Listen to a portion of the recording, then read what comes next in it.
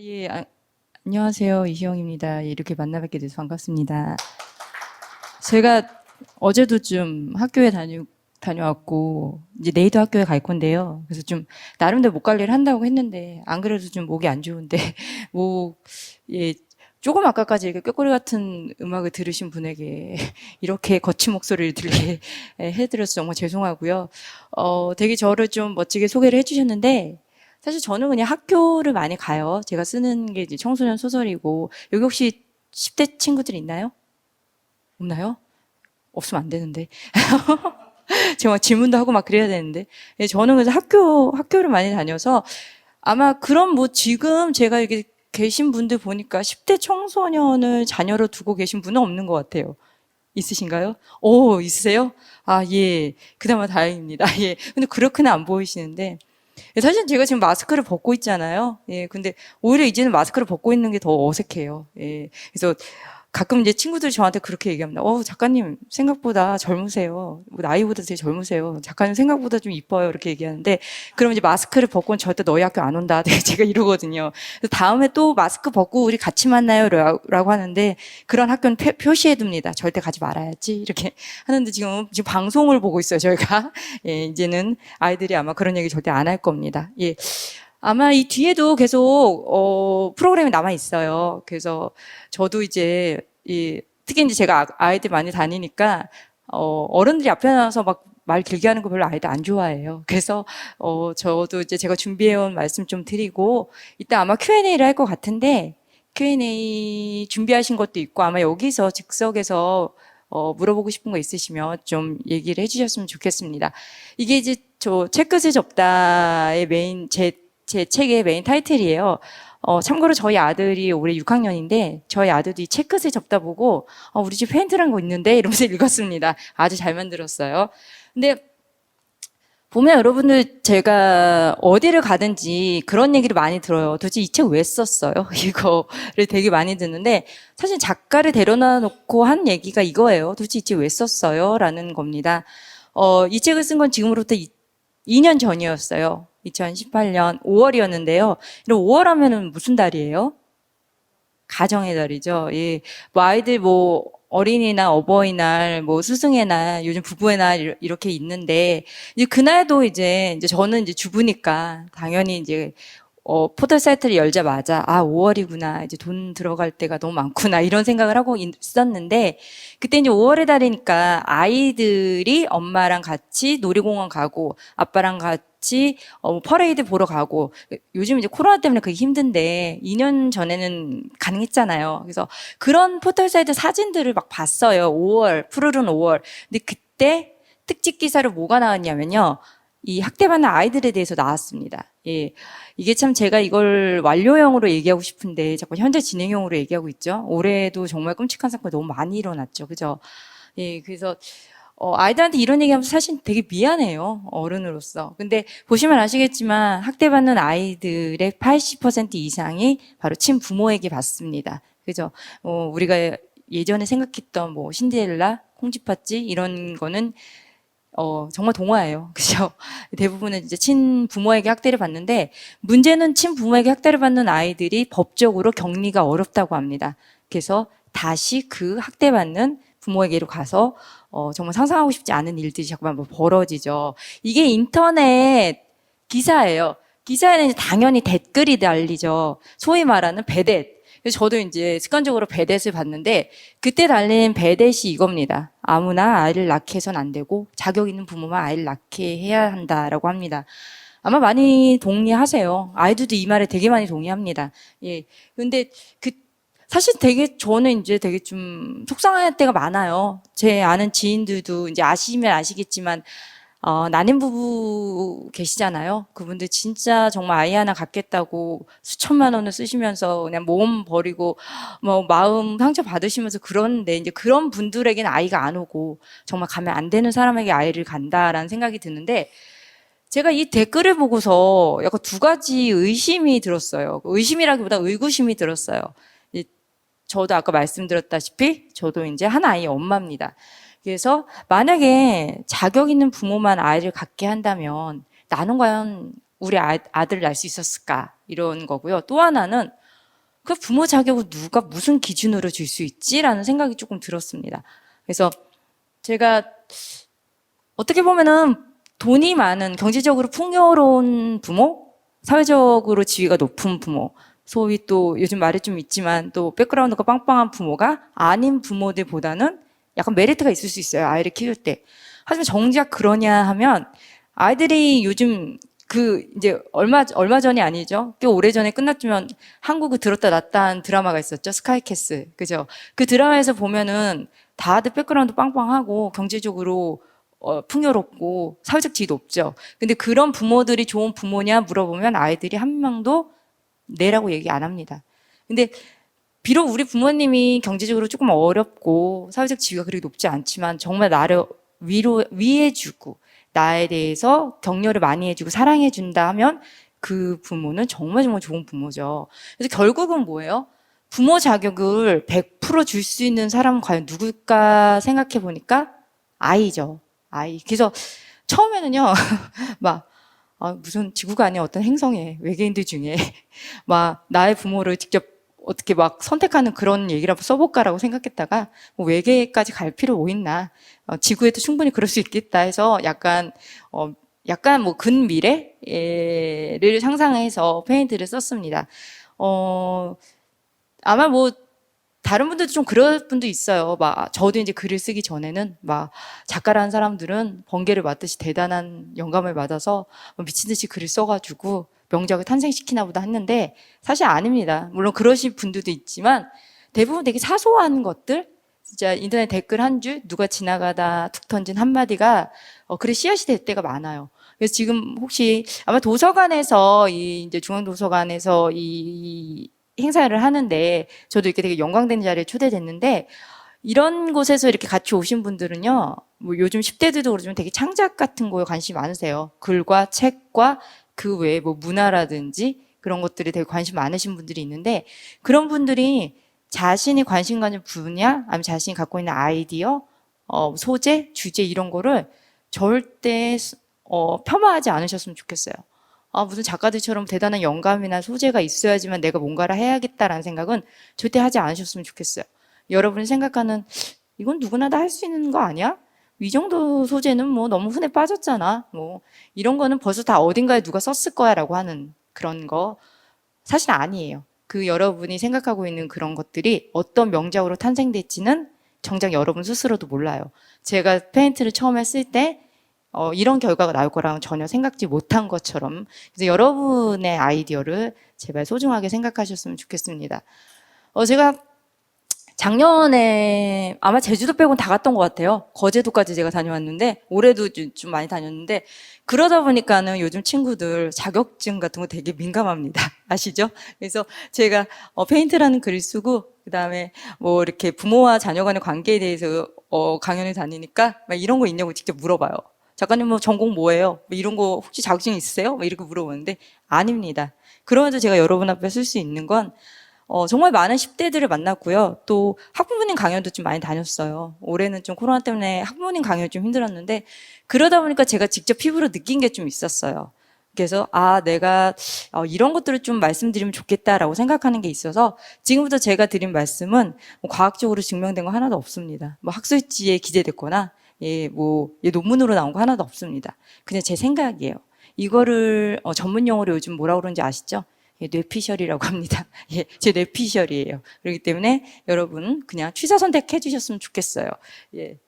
그죠? 저도 이렇게 지금 화려한 조명인데 한때 유명했죠? 화려한 조명이 누구를 감쌌죠? 그죠? 저도 요즘 많이 화려한 조명이 저를 감싸고 있습니다. 근데 진짜 그 비가 화려한 조명에 드디어 감싸졌죠? 그죠? 감싸짐을 당했죠?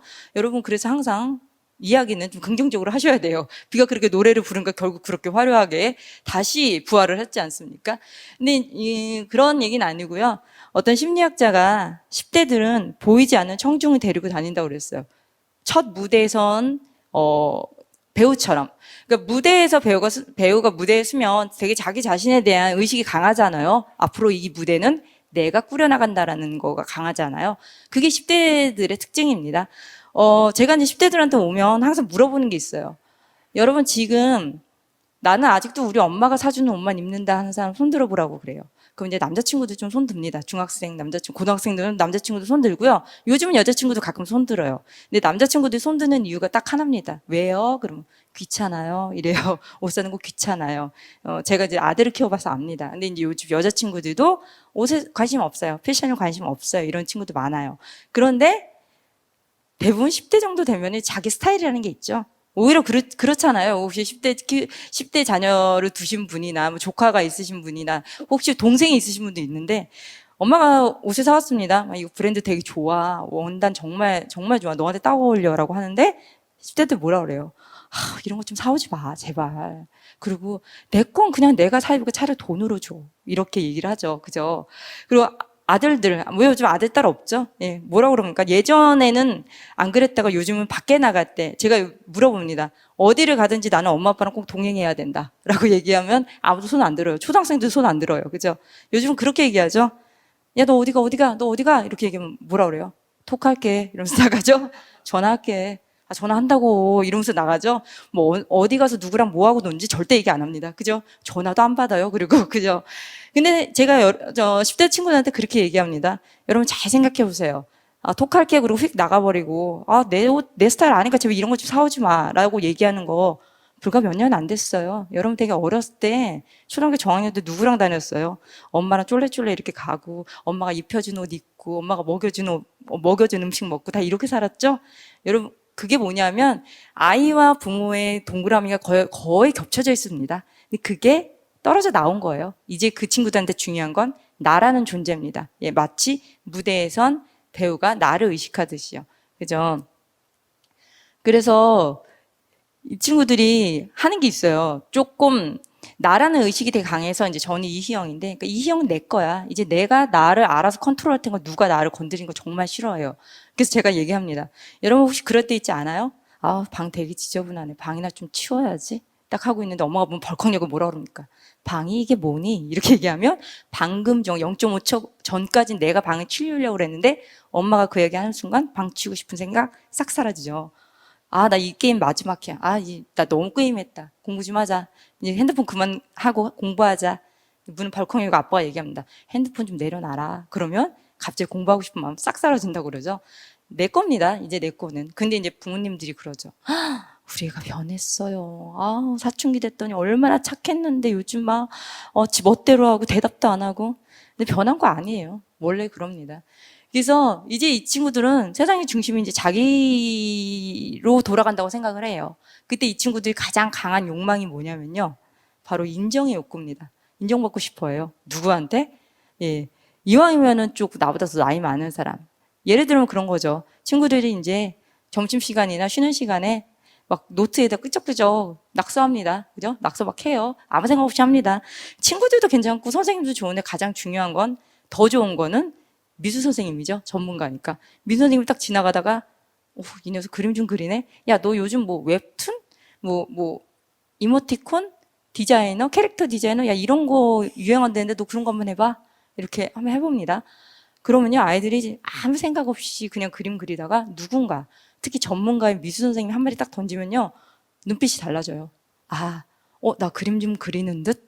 그러고 보니까 나 좀 재능이 있는 듯? 막 이러면서, 아까 뭐라 그랬어? 이모티콘 디자인. 그거 어떻게 되는 건데? 그거 뭐 해야 되는 건데? 이러면서 아이들이 완전히 눈빛이 딱 변합니다. 예. 그렇게 되면 사실 지금 아이들한테 중요한 게 인정이에요. 인정. 사랑한다고. 제가 실제로 어떤 중학교에 갔는데 중학교 설문조사를 했어요. 내가 부모님한테 듣고 싶은 소리 뭐냐면 너 할 수 있다라는 얘기, 나를 격려해 준 얘기, 너 사랑한다는 얘기, 이런 얘기예요. 부모님이 원하는 게 그거였어요. 뭐 용돈 많이 주세요, 뭐 사주세요가 아니라 나 좀 믿어주세요, 나를 사랑해 주세요, 이런 얘기. 너 할 수 있다고 믿어달라는 얘기가 1위였어요. 예. 근데 문제는 뭐냐면 그거 누군가의 한마디 막 좌지우지되는 사람들이기 때문에, 그런 영혼이기 때문에 또 누군가의 한마디 완전히 무너질 수도 있어요. 정말 상처를 많이 받아요. 문제는 어른들 눈에는 그게 별로 큰 문제가 아니게 보인다는 거죠. 예를 들면 그런 거예요. 제가 이제 그 친구들한테 항상 나오는 하는 예시가 있어요. 친구들 보면 무리지어 놀잖아요. 그 무리가 정말 정말 중요합니다. 근데 어떤 친구가 한 명 아침에 기분 좋게 교실에 딱 들어갔는데 자기 무리 친구들이 까르까르 울으면서 막 얘기를 해요. 근데 그 친구 딱 들어갔는데 갑자기 말을 뚝 끊어버려요. 그래서 자기들끼리 서로 눈치 탁탁 주고받아요. 이 친구 되게 지금 멘붕이죠. 뭐야 이거. 그런 생각이 들죠. 처음에는 아주 부드럽게 얘기합니다. 무슨 일이야? 이렇게 물어보면 아이들 눈치 딱 주고받으면서 아 별거 아니야 왔어? 그냥 넘어갑니다. 제가 그럼 물어봐요. 어때요? 그럼 아이들 얼굴 다 표정 싹 굳어버립니다. 그 상황이 얼마나 끔찍한 상황인지 아이들이 알고 있기 때문에. 두 번째로 그러죠. 카톡 요즘 그룹 채팅 많이 하죠. 요즘 소위 말하는 칼답이라고 그러죠. 바로바로 올라오는 거. 근데 어느 순간 내가 한 답이 계속 일이 안 없어집니다. 예, 아이들 이거 되게 신경 쓰이는 일이에요. 그럼 아이들의 얼굴이 굳어지고요. 아이들은 성인도 그렇지만 사실은 자신 감정을 숨기지 잘 못해요. 그럼 또 부모님도 또 그거 기가 막히게 또 파악하십니다. 물어보죠. 뭐야? 무슨 일이야? 너 무슨 일 있어? 이때 중요한 게요. 아이들은요. 생각할 게 되게 많아요. 아직 좀 미성숙한 친구라서 솔직히 아이들 바쁘잖아요. 학교, 학원, 또 요즘은 뭐 코로나로 온라인 수업에다가 또 숙제도 많아요. 코로나 때문에 해야 될 게 많고 수행평가, 그죠? 그런 거 요즘 내신 공부해야 돼. 내신도 신경 써야 돼. 정말 바쁩니다. 거기다 가장 중요한 친구 관계까지 지금 얽혀 있어요. 정신 없습니다. 그때 아이들이 어떻게 얘기를 하냐면요. 1 더하기는 2야라고 정확하게 얘기 못 합니다. 있잖아, 엄마 있잖아. 아니, 그게 있잖아. 요즘 애들이 막 희영이랑 어쩌고저쩌고. 그런데 부모님은 그때 뭐라고 그러냐면요. 부모님은 내 아이에게 문제가 생기면요. 본능적으로 빨리 그 문제를 캐치를 해서 빨리 해결책을 내놓고 싶은 그런 조급증이 생깁니다. 그래서 뭔데 싸웠어? 애들랑 싸웠어? 그럼 이렇게 얘기하죠. 아니 엄마 이제 딱 싸운 건 아닌데 있잖아. 애들이 요즘 있잖아 뭐 칼답도 얘도 안 하고 얘들 일도 막 이러면서 막 우왕좌왕합니다. 그러면은 또 이제 한 번 더 물어보죠. 혹시 애들 왕따 시키니? 누구야 누구? 어떤 집에 막 이런 식으로 얘기를 합니다. 왜? 담임하고 문제 있어? 내가 엄마가 담임한테 전화해볼까? 막 그러면 아이들이 이제 슬슬 짜증이 나기 시작합니다. 됐어. 문제 없어.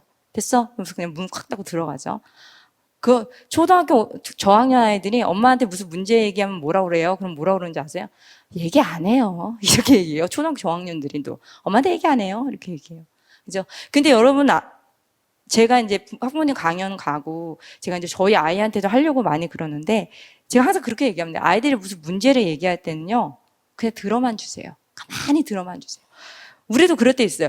공부 잘하는 아이들 공부 잘하는 특징 중에 하나가 뭔지 아세요? 남을 가르쳐줘요. 가르쳐줍니다. 가르쳐주면서 수학 공식 가르쳐주고 영문법 가르쳐주면서 뭐 하냐면 자기 머릿속에 그 개념이 한 번 더 확실하게 정리가 됩니다. 그래서 누군가를 가르쳐주는 사람들이 공부를 잘해요. 아이들도 마찬가지예요. 누군가한테 엄마나 아빠나 누구한테 내 문제를 얘기합니다. 처음에 우왕좌왕해요. 도대체 결론이 뭐니? 소리가 막 여기까지 올라와요. 진짜 무슨 얘기를 하고 싶은 거야 얘. 그런데 아이들은 그렇게 우왕좌왕하면서 머릿속으로 한번 그 문제가 정리가 됩니다. 그러면서 마지막으로 뭐까지 얘기하냐면 자기 해답도 갖고 있어요. 아 근데 엄마 생각해보니까 내가 희영이한테 농담을 몇 번 했는데 그게 희영이를 건든 것 같아. 걔가 삐진 것 같아. 아 내가 아마 이번 주말에 희영이를 좀 만나서 다시 얘기해봐야겠어. 만약에 널 건드렸다면 미안하다. 그래서 그 문제까지 해답까지 갖고 있어요. 사실은 어른들도 그렇지 않아요? 누군가에게 문제를 얘기를 하면 그 문제의 80%는 좀 해소가 되는 것 같아요. 그죠? 아이들도 마찬가지입니다. 근데 제 아이들한테 얘기해요. 엄마 아빠가 너희들을 무시해서 그런 것도 아니고 안 사랑하는 건 말도 안 되죠. 안 사랑하는 것도 아니야. 너희들을 못 믿어서도 아니야. 왜냐하면 어른이라는 존재들은요. 되게 문제들이 많아요. 그리고 문제가 여러분 그렇잖아요. 하나 해결했다 싶으면 여기서 뻥 터지고 저기서 뻥 터지고 그죠? 그래서 제가 그런 얘기합니다. 어른이라는 거는 되게 그렇게 졸졸졸졸 시냇물을 따라 내려온 게 아니라 거대한 쓰나미를 몇 번 타고 살아남은 사람들이 어른이라고요. 그죠? 여러분 그냥 우리 엄마 아빠 결혼해서 나 낳구나라고 얘기하는데 우리 엄마 아빠 결혼해서 나를 낳구나 거기엔요 대단한 쓰나미가 정말 너무너무 많았다고 제가 얘기를 합니다. 그렇기 때문에 어른들은 문제가 생기면 빨리 해결을 해가지고 그 해답을 제시하는 조급증이 그게 본능이 돼버렸어요. 왜? 뒤에도 계속 문제가 있으니까. 이거 하나 말고 여유 있게 해결할 시간적 여유가 없어요. 그렇기 때문에 이게 습관이 됐어요. 그래서 내 아이가 무슨 문제가 있다면 빨리 계속 물어보죠. 엄마 학교 갈까? 엄마 전화해볼까? 막 이러면은 아이들이 막 질색팔색하죠. 됐어. 문제 없어. 이렇게 얘기를 하죠. 근데 조금 그게 아이들을 못 믿어서도 아닌데 예, 조급증이 좀 생기셔서 그런데 그거 좀 내려놓으시면 조금 나을 것 같습니다. 제가 아이들한테 물어봐요. 여기 지금 10대가 없어서 10대 같아 보이시는 분들 대단히 많은데 10대가 없어가지고 제가 이 질문을 못하는데 제가 물어봅니다. 여기서 맞이나 혹시 매동 있냐고 물어보면 이제 뭐 중학생, 고등학생 손 들이죠? 그러면 몇 살이냐 그러면 뭐 15부터 18 이렇게 있습니다. 그러면 만약에 뭐 15이라고 그러면 나는 그러면 여기서 내가 어제 태어났는데 눈 떠보니까 중학생 됐다. 그래서 여기 학교에 왔다 하는 친구 있어요? 그러면 애들이 막 까락까락 웃으면서 한 명도 없다고 그러죠. 어제 태어났는데 중학생인 사람 하나도 없잖아요. 근데 아이들이 제가 얘기합니다. 그러면은 여러분의 부모는요, 부모 나이 몇 살일 것 같아요? 생물학적 나이 말고, 주민등록상의 나이 말고, 부모 나이는 언제부터 한 살 먹었을 것 같아요? 하면 아이들이 껌뻑껌뻑 눈을 꿈뻑꿈뻑 합니다. 여러분은 난 다음부터 먹었죠. 그래서 제가 그래요. 여러분은 다 미성년자예요. 10대면 미성년자잖아요. 그죠? 미성년자는요, 사회적으로 뭔가 요구할 수 없어요. 국방의 의무를 지라고 그럴 수도 없고, 납세의 의무를 지라고 그럴 수도 없습니다. 그죠? 그리고 최대한 보호를 해줘야 돼요. 왜? 미성년자니까. 아직 부족한 게 많잖아요. 아직 경험도 없고. 그래서 오히려 미성년자 보호법에 의해서 여러분들은 무슨 사고를 쳐도 최대한 사회에서 보호를 해줍니다. 마찬가지예요. 여러분의 부모님도요, 부모님은 낳은 다음에 부모가 됐죠. 그죠? 태어나자마자 눈 떠봤던 부모가 된 사람 하나도 없어요. 그럼 여러분이 첫째이고 외동이면 15이면 여러분의 부모 나이 몇 살이에요? 15밖에 안 됐어요. 아직 부모 나이 미성년자예요.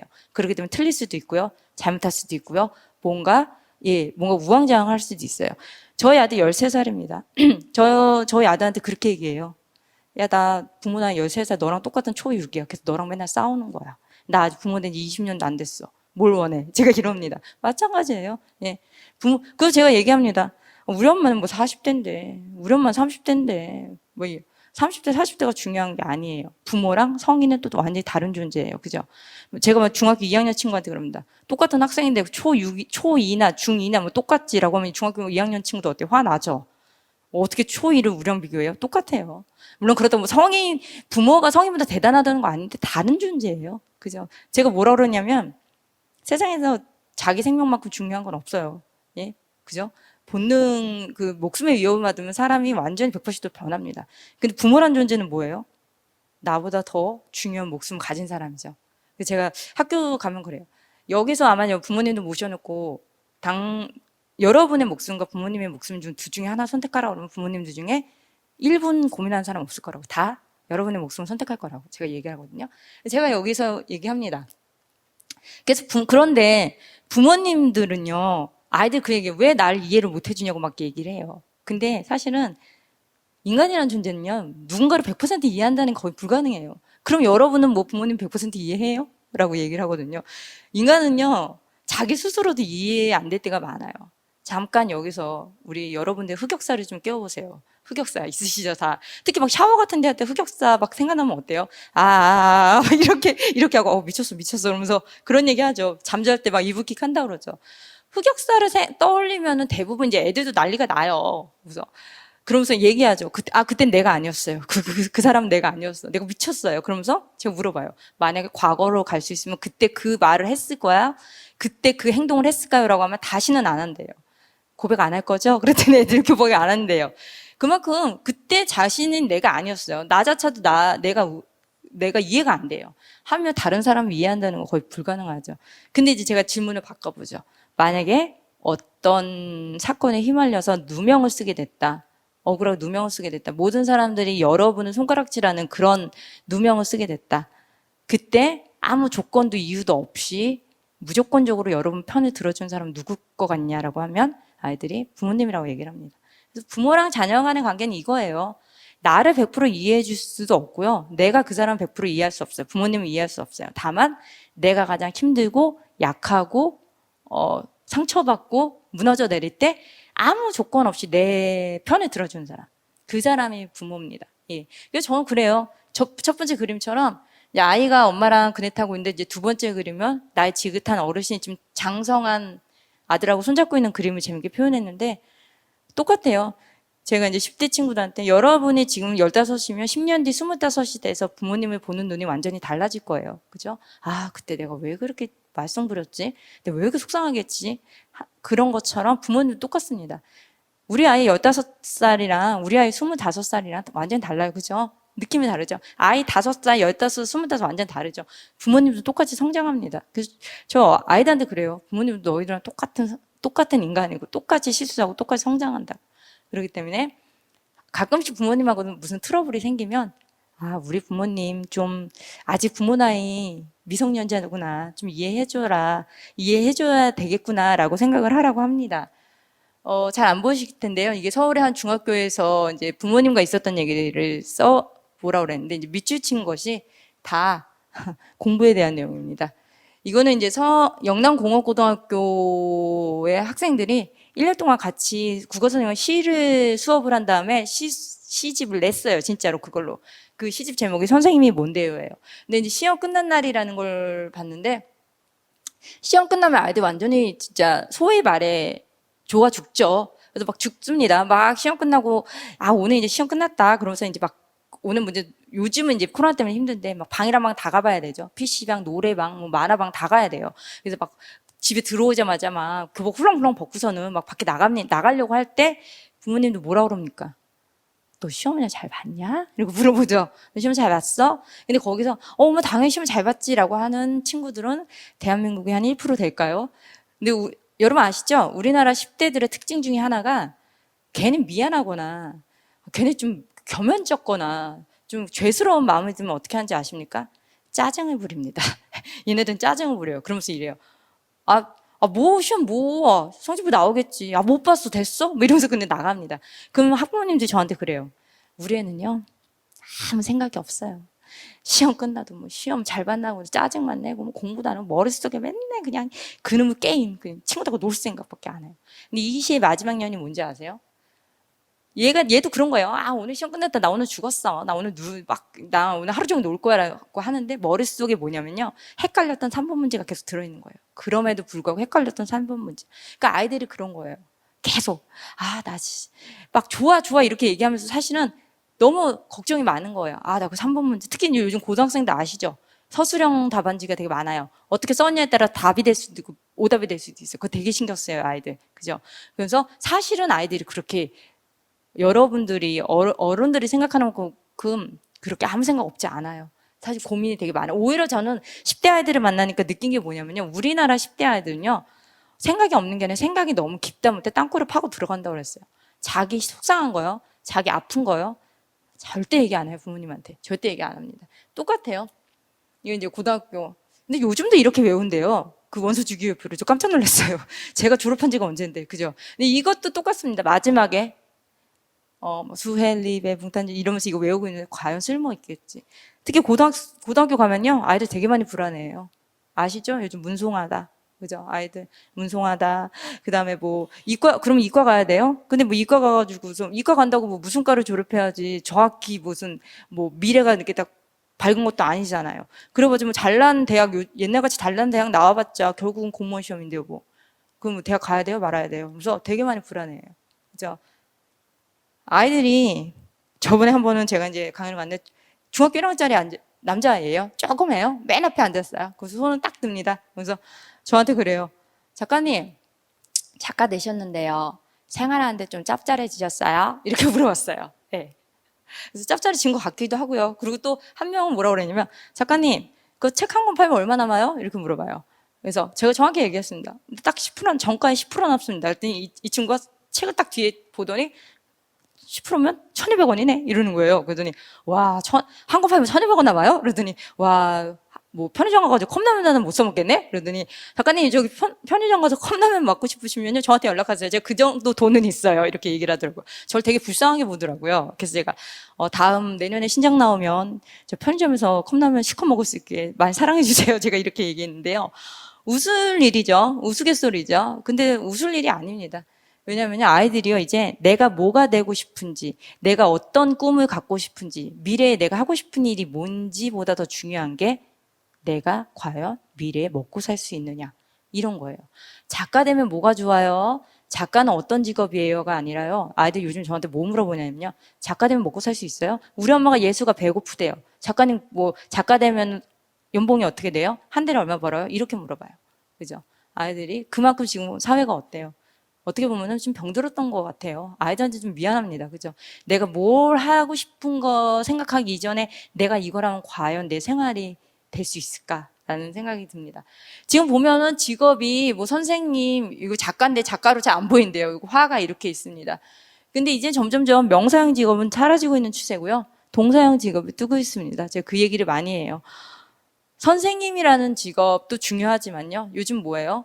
요즘 뭐 내가 뭔가를 알고 선생님이라는 직업 동사형으로 바꾸면 내가 알고 있는 노하우를 남들과 나누는 거죠. 그리고 남들과 소통하는 겁니다. 제가 정말 많은 학교를 가봤는데 선생님들이 사실은요. 내가 알고 있는 노하우를 아이들한테 지식을 알려주는 건 어려워하시는 분은 없어요. 단지 아이들하고 소통하는 걸 너무 힘들어하세요. 그죠? 그렇기 때문에 선생님이라는 직업 하려면 어떻게 해야 돼요? 뭐 그렇죠. 뭐 너 사범대 가가지고 임용 봐 이렇게 얘기하는데 요즘은 내가 알고 있는 무슨 노하우만 있으면요 충분히 내가 다른 사람들하고 소통할 수 있죠. 대부분 뭐 해요?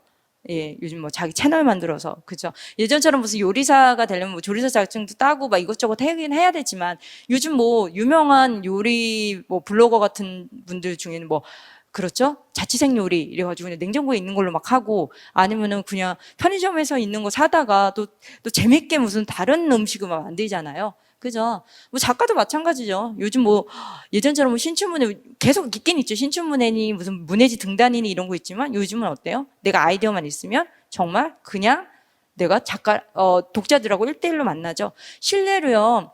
웹소설 되게 요즘 웹소설 관심 있는 분들도 있고요. 웹소설이 되게 웹소설 시장이 커졌잖아요.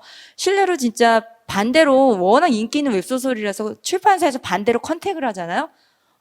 근데 대부분 웹소설은 필명을 쓰잖아요. 그쵸? 재미있는 필명을 쓰는데, 그래서 출판사에서 컨택을 했더니 중3, 고2, 이래요. 그러니까 이 친구들은 아직 뭐 예전 같으면 작가대, 그러면 국문과, 문창과, 뭐 이렇게 신춘문예 도전 이런 게 아니에요, 이제는. 자기가 아이디어만 있으면 어디에 살든지 성별도, 나이도 아무것도 중요하지 않습니다. 그래서, 그래서 중요한 게 뭐냐면요. 여러분이 내가 과연 뭘 좋아하는지, 내가 과연 뭘 갖고 다른 사람들하고 소통할 수 있는지 그거가 가장 중요한 것 같아요. 그래서 가끔 학부모님들 중에 이렇게 말씀하시는 분이 있어요. 나 우리 애 때문에 그냥 미치겠어요. 애가 무슨 이렇게 오지랖이 넓어. 아주 그냥 사돈의 팔촌까지 다 간섭해야 되고 또 뭘 그렇게 이상한 공상은 마냥 쓸데없는 얘기를 많이 해. 그 시간에 교과서나 좀 보지. 학원이나 다니지. 근데 제가 그러면 그 어머니한테 뭐라고 그러는지 아세요? 어머님의 아드님, 따님은 정말 미래 인재형이라고 제가 그래요. 예. 이제 점점 그러죠. 미래 학자들이 앞으로 10년 안에 지금 직업의 70%가 다 사라진다고. 기계로 다 대체되고 AI로 대체된다고 그랬죠. 결국은 뭐예요? 인간의 마음을 건드리는 거. 그죠? 기계가 할 수 없는 인간의 마음을 건드리는 게 가장 중요한 것입니다. 예, 그래서 제가 이게 이게 마지막인데요. 마지막으로 제가 늘 얘기하는 게 있습니다. 제가 이제 좋아하는 말인데요. 세상에서 가장 즐거운 일은 남이 너에게 할 수 없는 걸 해낼 때이다. 그렇기 때문에 노력하세요. 절대 아닙니다. 절대 아니에요. 그렇기 때문에 노력도 아닙니다. 그러니까 아이들 이런 거 보면 그래서 노력하라고요? 이렇게 얘기하는데 아니에요. 사실 저는 글쓰기 되게 좀 늦게 시작을 했어요. 30살 중반부터 시작을 했는데 여러분 사실은 뭔가를 여러분이 계획하고 도전하고 뭔가 이렇게 그 일을 추진하려고 그럴 때 주위에서 그래, 너 할 수 있어. 너무 잘할 수 있어. 그래, 화이팅 해. 내가 응원할게. 라고 하시는 분들도 있지만, 사실은 많이 안 그래요. 그죠? 네가? 막 그래요. 사실 제가 작가가 되겠다는 꿈도 없지만, 제가 글을 썼을 때 많은 분들이, 너는 글을 쓰면 안 된다는 얘기 되게 많이 했어요. 넌 기본도 안 돼 있고, 기초도 안 돼 있으니까, 넌 특히, 다른 것들은 소설은 네가 왜 쓰냐고 이런 얘기 많이 했어요. 예.